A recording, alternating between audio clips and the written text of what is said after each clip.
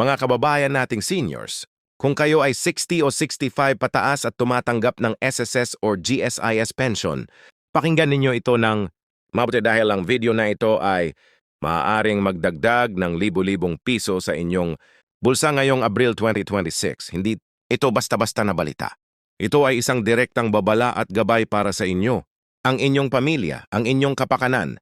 Maraming seniors ang hindi alam na may mga pagbabago sa schedule ng payout ngayong buwan.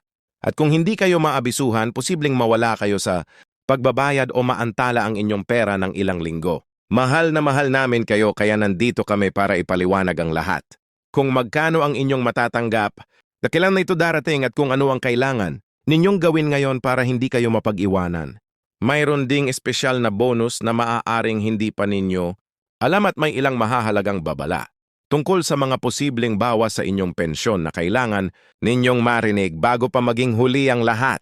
Kaya huwag pong lumayo. Manatili kayo hanggang sa katapusan ng video na ito dahil ang huling bahagi ay marahil ang pinakaimportanteng impormasyon na maririnig ninyo ngayong buwan. Magsimula tayo sa pinakamalaking tanong. Magkano ba talaga ang matatanggap ng isang retirado ngayong Abril 2026?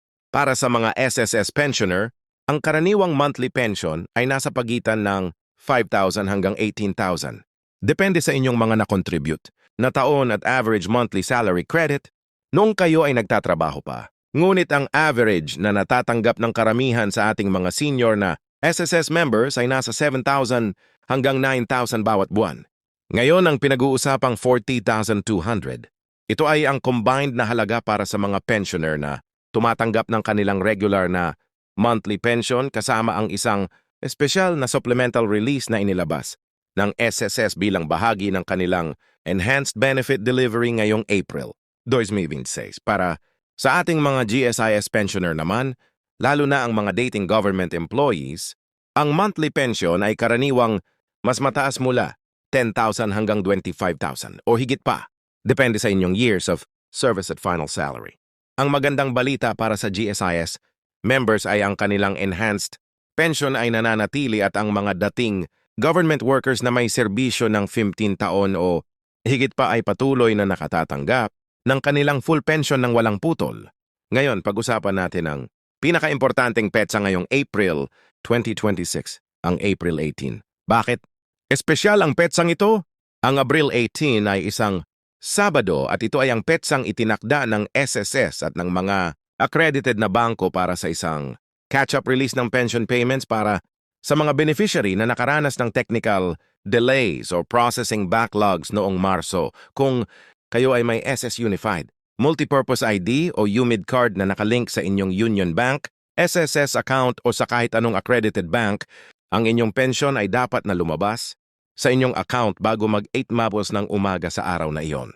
Ngunit narito ang kailangan ninyong malaman, hindi lahat ay makakakuha ng pera sa iisang araw. Ang SSS ay may tinatawag na staggered release schedule na nakabase sa huling 2 digit ng inyong SSS number. Kung ang inyong SSS number ay nagtatapos sa 0 o ang inyong payment date ay kadalasang sa unang linggo ng buwan. Kung ito ay nagtatapos sa 2 o 3, ito ay sa ikalawang linggo. At kung ito ay nasa 8, 9 o 0, ang inyong release ay maaaring sa ikatlong o ikaapat na linggo. Ang Abril 18 release ay espesyal dahil ito ay para sa lahat ng naiwan sa queue mula Marso at sa mga may pending adjustments. Kaya kung hindi pa kayo nakatanggap ng inyong Marso pensyon o may discrepancy sa halaga, ito ang araw na dapat ninyong bantayan. Pag-usapan naman natin ang tungkol sa bonus. Maraming seniors ang nagtatanong, may bonus ba talaga? Oo, mga mahal na kababayan. Ang SSS ay meron pa ring Annual Confirmation of Pensioners o ACOP process. At ang mga pensioner na nakakompliant sa kanilang ACOP ay nananatiling eligible para sa kanilang full pension at sa mga supplemental grants. Ngunit ang tinutukoy naming bonus ngayong Abril ay ang 1,000 na additional one-time grant na inilabas para sa mga pensioner na naka-enroll sa SSS's updated digital disbursement system. Ito pa tayo bahagi ng SSS digitalization program at ito ay automatic para sa mga pensioner na nakalink na ang kanilang pension account sa isang accredited e-wallet o bangko. Para sa GSIS, ang to individuals in crisis situation or AICS ay patuloy at ang mga retiradong government employees ay maaaring mag-apply para sa emergency financial assistance na maaaring umabot sa 3,000 hanggang 10,000. Depende sa kanilang sitwasyon. Ito ay hindi pa pension. Ito ay hiwalay na tulong na maraming seniors ang hindi nila alam na maaari nilang ma-access. Ngayon, kailangan nating pag-usapan ng isang bagay na hindi maganda pero importante ang mga posibleng bawas o kluba sa inyong pensyon. Ito ang bahagi na karamihan sa ating mga seniors ay ayaw marinig. Ngunit kailangan ninyong malaman para hindi kayo masurpresa. Una, kung kayo ay may outstanding loan sa SSS, maging ito man ay salary loan, calamity loan o emergency loan, ang SSS ay may karapatang ibawas ang inyong monthly amortization direkta sa inyong pension. Kaya kung ang inyong regular pension ay 8,000, ngunit mayroon kayong 500 na monthly loan deduction, 6,500 lang ang matatanggap ninyo sa inyong account. Maraming seniors ang nagulat dito dahil hindi nila alam na ang kanilang lumang loans ay hindi nag-dissolve nang sila ay mag-retire. Pangalawa, mayroon ding tinatawag na pension suspension para sa mga pensioner na hindi makumpleto ang kanilang ACOP o Annual Confirmation. Kung hindi ninyo nakumpleto ang inyong AOP sa loob ng itinakdang panahon, ang SSS ay may karapatang i-hold ang inyong pensyon hanggang makumpleto ninyo ito. Ang ACOP pa ay maaaring gawin ng personal sa pinakamalapit na SSS, branch sa ilang accredited na ospital o ngayon ay may online option na rin para sa mga may internet access. Pangatlo, kung ang isang pensyer ay napatunayan na nagtatrabaho pa rin at sumasahod ng higit sa 60,000 bawat buwan, ang SSS ay may mekanismo para i-review ang kanilang pensyon. Ito ay bihira ngunit nangyayari, kaya kung kayo ay may part-time income, mas mabuti na kayo ay kumonsulta sa inyong SSS branch. Pag-usapan naman natin ng tungkol sa buwis. Ito ay isang tanong na madalas itanong ng mga seniors. Binubuwisan ba ang aking pensyon? Ang magandang balita ay sa ilalim ng batas sa Pilipinas, ang SSS at GSIS pension ay exempt sa income tax. Hindi kayo kailangang mag-file ng income tax return para lang sa inyong pensyon.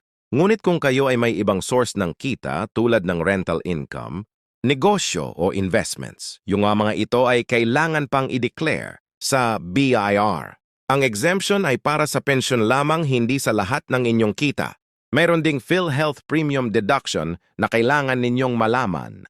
Kung kayo ay aktibong PhilHealth member at hindi pa lifetime member, maaaring may monthly premium deduction mula sa inyong SSS pension. Para maging lifetime member ng PhilHealth at hindi na kailangan pang magbayad ng premium, kailangan ninyong maabot ang 120 na monthly contributions. Kung hindi pa ninyo naabot ito, ang PhilHealth ay nagbibigay ng option na mag-continue ng contributions kahit retired na kayo para maabot ang lifetime status. Mga tips naman para sa inyong SSS at GSIS office visits. Kung kailangan ninyong pumunta sa opisina, pumunta ng maaga, mas mabuti bago mag-8 ng umaga para mauna sa pila. Magdala ng lahat ng dokumento, valid ID, UMID card kung meron at photocopy ng lahat. Huwag umalis nang wala kayong resibo o reference number para sa kahit anong transaction. Kung kayo ay may karamdaman o nahihirapang lumabas ng bahay, ang SSS ay may senior citizens lane sa lahat ng branches na nagbibigay ng priority service sa mga seniors at persons with disabilities. Huwag kayong mahiyang gamitin ito. Ito ay para sa inyo. Para sa mga gustong gumamit ng online services, ang My SSS portal ay available sa website ng SS at ang GSIS eCard Plus portal ay accessible din online. Maaari ninyong tingnan ang inyong contribution records, pension history, loan balances at mga pending na applications ng hindi na kailangan pang pumunta sa opisina. Kung hindi kayo bihasa sa internet, humingi ng tulong sa inyong anak, apo o sa isang pinagkakatiwalaang kabataan sa inyong komunidad. Para sa mga seniors na nagtatanong kung paano pa mapapataas ang inyong retirement income, meron tayong ilang strategies na dapat isaalang-alang. Una, kung hindi pa kayo nag-a-apply ng inyong 13th month pension, tinatawag itong Christmas cash gift ng SSS. Siguraduhin nakaalam kayo ng application deadline nito. Ito ay karaniwang available sa Nobyembre hanggang Disyembre. Pangalawa, kung meron kayong qualified dependents tulad ng isang asawa o mga anak na may kapansanan, maaaring kayo ay eligible para sa dependents allowance na nagdadagdag ng 250. Bawat dependent, bawat buwan, hanggang 5 ang dependent.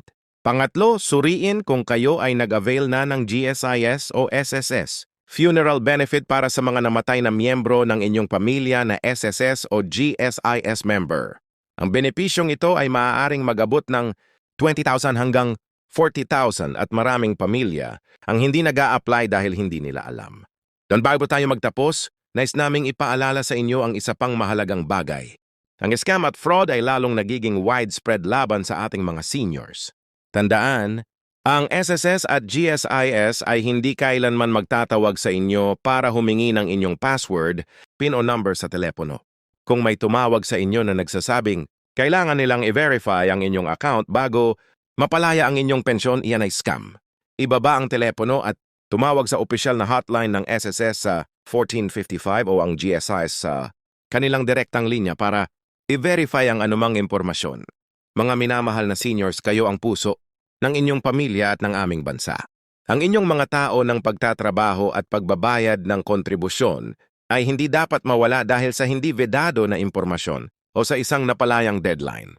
Ang inyong 1430s 200 pension at bonus ay pera ninyo.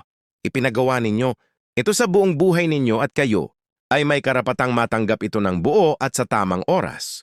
Ibahagi ninyo ang video na ito sa inyong mga mahal sa buhay, sa inyong mga kaibigan at kapwa senior sa inyong komunidad. Baka mayroon silang katanungan na ito. Ang sagot.